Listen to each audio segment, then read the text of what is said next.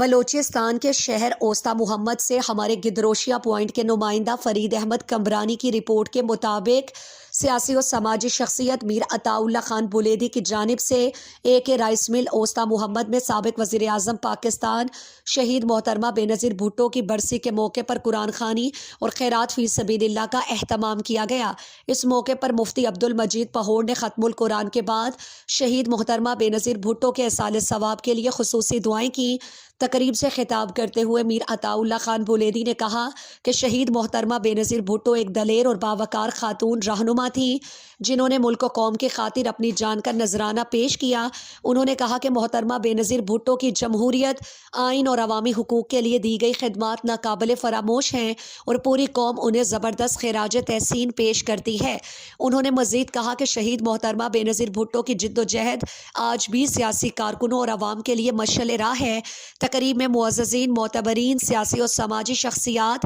اور شہریوں کی کثیر تعداد نے شرکت کی اور شہید رہنما کے درجات کی بلندی کے لیے دعا کی۔